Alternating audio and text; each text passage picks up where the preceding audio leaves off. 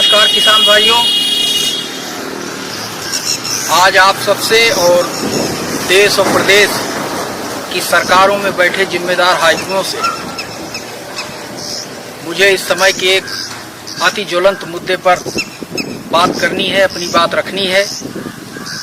एक नया जिन किसानों के लिए बोतल से बाहर आया है और उस जिन का नाम है फार्मर रजिस्ट्री। पहले से ही महंगाई और मौसम की मार झेल रहे इस देश के अन्नदाता किसानों को एक नई समस्या का सामना करना पड़ रहा है। मैं इस देश के हुक्मरानों का ध्यान आकर्षित कराना चाहता हूं कि आपने एक नया नियम, एक नया बोझ किसानों के ऊपर जरूर डाल दिया, लेकिन आपको किसानों की व्यवहारिक समस्याओं को समझ करके इस कानून को, इस नियम को लागू करना चाहिए था। जो स्थिति आज की तारीख में खाद को लेकर के किसानों में है, आपको शायद इस बात का अंदाजा नहीं है कि इस देश में 70% से ज्यादा किसान इस तरह का है कि उसकी खेती इतनी पर्याप्त नहीं है कि उस खेती से अपने परिवार का, अपने बच्चों का भरण पोषण कर सके।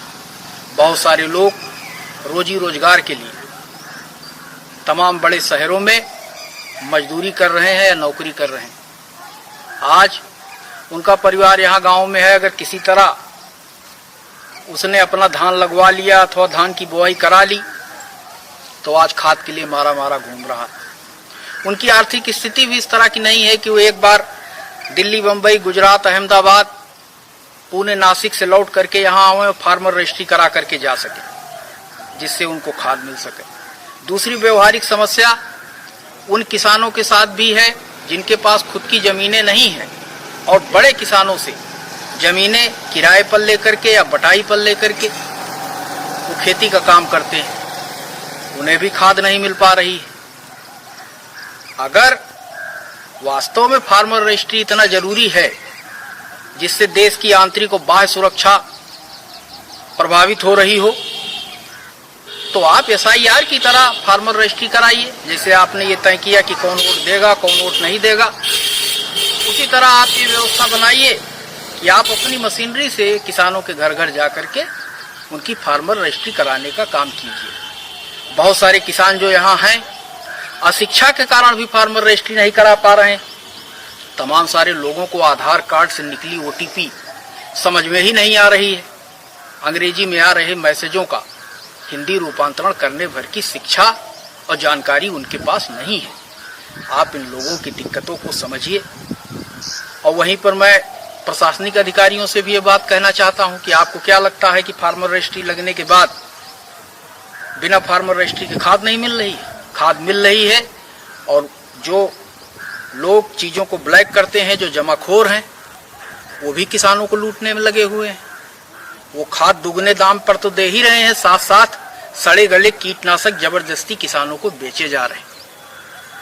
उनकी मजबूरियों को, उनकी परेशानियों को समझने का काम करें। मैं सरकार से अपील करता हूं और जिम्मेदार प्रशासनिक अधिकारियों से अपील करता हूं कि फार्मर रजिस्ट्री बनाने के लिए एक निश्चित समय सीमा तय की जाए और उसमें सरकार की मशीनरी और सरकारी कर्मचारी सहयोग करके जो हमारे आम गरीब किसान हैं उनकी फार्मर रजिस्ट्री को कंप्लीट करा दें। हमें या हम किसानों को इसमें कोई आपत्ति नहीं है, लेकिन कानून जनता के हित में, जनहित के लिए बनाए जाते हैं। ऐसे कानून जिनसे लोग परेशान हो जाएं और वो उनके लिए बोझ हो जाए, ऐसे काम करने से आप परहेज करें।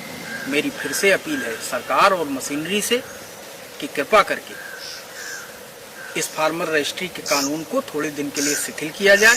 अभी लोगों को खाद उपलब्ध कराई जाए, फिर आप अपनी मशीनरी को लगा करके लोगों की फार्मर रजिस्ट्री करावें। और हमारे किसानों को कोई आपत्ति नहीं है कि एक कागज और उनके जीवन में बढ़ जाए। और मेरी फिर से अपील है किसानों से भी कि संयम बरतें और जहां भी काला बाजारी कर रहे हैं लोग, जहां ब्लैक में जबरदस्ती खाद दुगने दाम पर आपको दे रहे हैं और जबरदस्ती सड़े गले कीटनाशक आपको जबरन बेचने का प्रयास हो रहा है। उसकी शिकायतें आप अपने क्षेत्र में जनप्रतिनिधियों से, सत्ता पक्ष के नेताओं से, विपक्ष के नेताओं से, सरकारी मशीनरी में जाकर के प्रशासन में करें और हम लोगों से भी जो संभव होगा इसमें अपनी ओर से सहयोग करने का काम करेंगे। बहुत बहुत धन्यवाद। नमस्कार।